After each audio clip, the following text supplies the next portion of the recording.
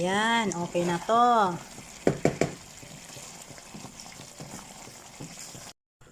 Una, nag-paint ako ng mantika, tapos ipa-fry natin itong potato. Ayan.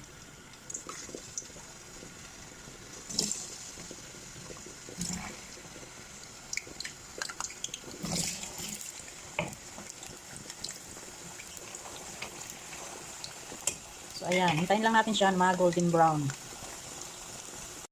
So, ayan. Pag ganito ng itsura ay okay na to. Ayan. Patay na natin yung apoy. At hahanguin na natin siya. O, diba? Ganda ng kulay. Balik natin.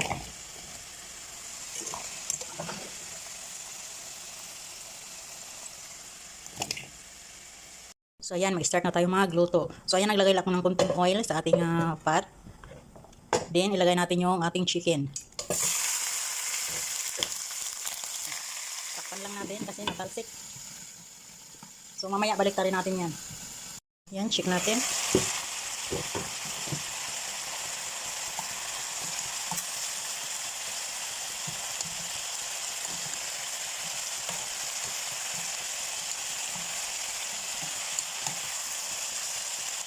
So, ayan, takpan natin siya ulit. Ayan. Tubig na siya. Kaya na natin itong ating mga pampalasa. Ayan, cumin, paminta, tapos chili powder at saka anato powder. Halo-haloin na natin yan.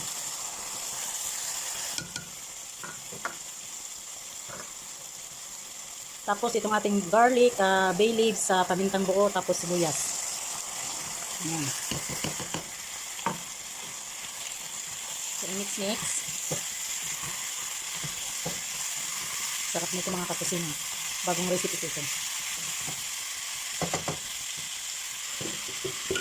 So, takpan lang natin saglit. Ayan, check natin.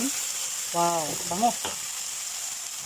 So, lagyan natin ng asin kasi nakalimutan natin kanina lagyan. Kunti lang kasi maglalagay pa tayo ng soy sauce. Ayan, lagyan natin ng soy sauce. Tapos, oyster sauce. Then, lagyan natin siya ng tubig para maluto yung ating chicken. Takpan lang natin. Hintayin lang natin na kumulo. Ayan, check natin. So, lagyan natin siya guys ng raisins. So, optional lang yan. Gusto ko lang kasi gusto ko yung medyo may tamis-tamis. Then, lagyan natin siya ng suka. Tapos, sugar. Pang-balance sa lasa. So, hayaan lang muna natin siya dyan na kumulo. Huwag muna natin takpan para maluto yung ating suka. So, after 5 minutes na pinakulo natin, so haluin na natin siya.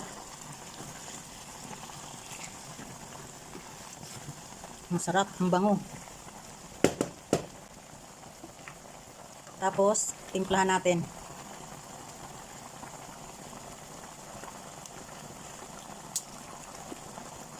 Sarap.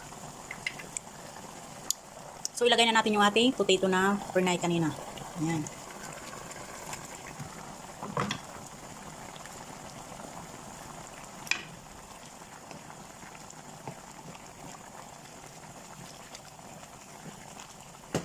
So, ayan. Takpan muna natin saglit. Check natin. Ayan. O, diba? Ang sarap niyan.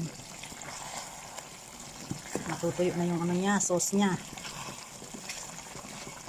Ito na siya. Ang sarap ng aking chicken. Lang mga kusina for today's video. Thank you so much for watching. See you on my next video. Bye!